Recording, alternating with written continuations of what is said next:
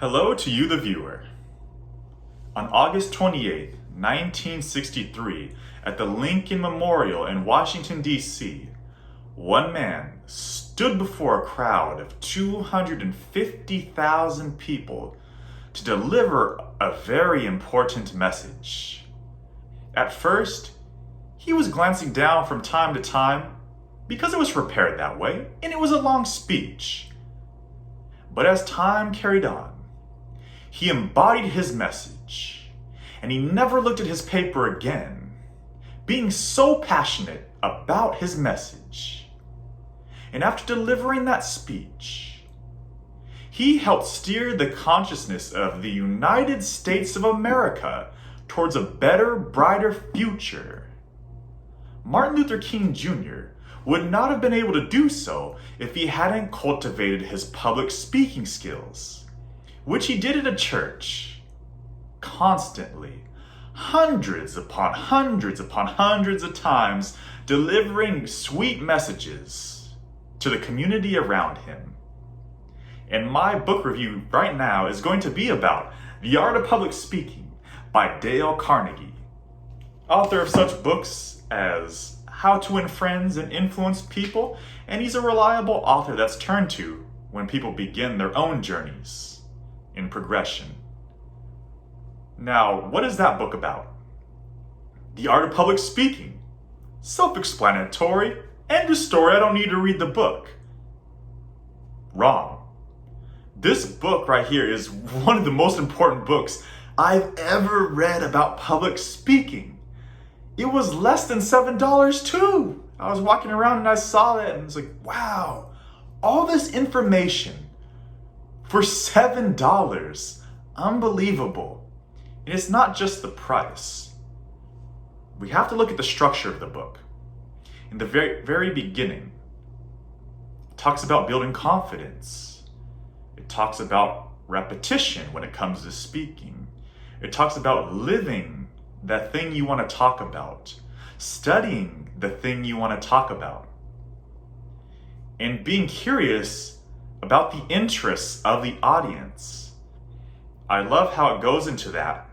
It begins that prep chapter, and it sets the reader up for the entire rest of the book. After that chapter of confidence, it then goes into a chapter called The Sin of Monotony. And it's the only chapter in the whole book with a negative title. And I completely understand why Dale Carnegie talks about it. Right? In many of our conversations, we talk in a, to put it more politely, neutral tone, right? So if I say something like, this video is going to be about the art of public speaking, and it's so cool. It's monotonous. Yes, I'm saying things, but there's no emotion, there's no message, there's no resonance. So I appreciate that chapter, because it goes into how to get rid of monotony, which is one of the most important things that you can do in public speaking. It goes from that foundation of those first two chapters into a wide variety of voice and physical skills, including the pacing. So if you're talking about something really exciting, you want to up it and go really, really, really fast. Or if it's something slow or scary or important, you want to slow down the pace.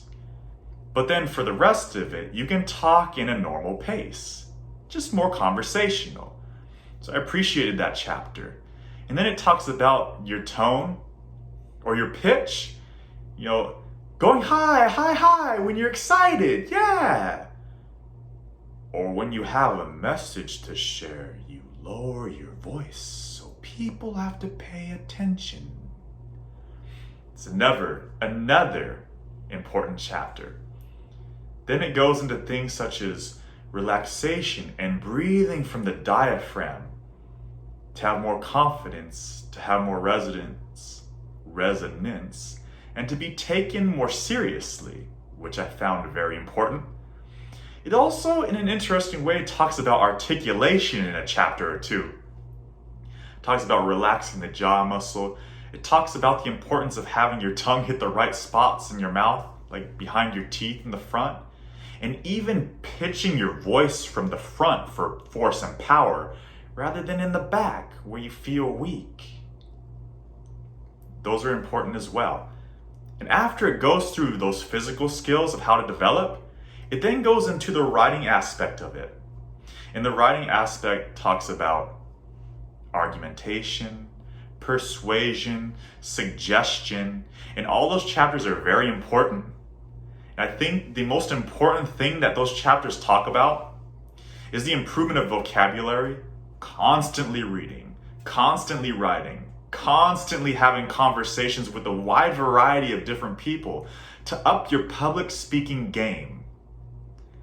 And it also talks about understanding the motives, the insecurities, the emotions, the interests of your audience, and then feeding into them with your own emotions to create the biggest impact with your own story or your own message, which is wonderful.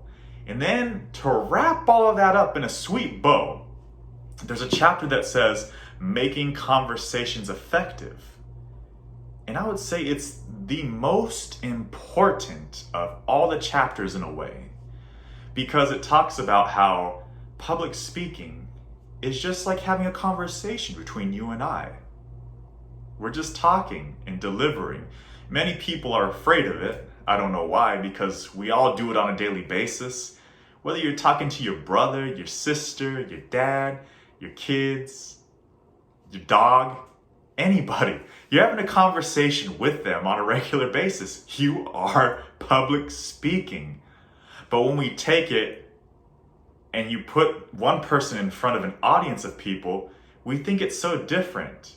Yes, the audience might not be talking to you, right, with words, but the facial expressions, the eye movements, the general vibe of the audience helps out. So you're just communicating, you're just talking.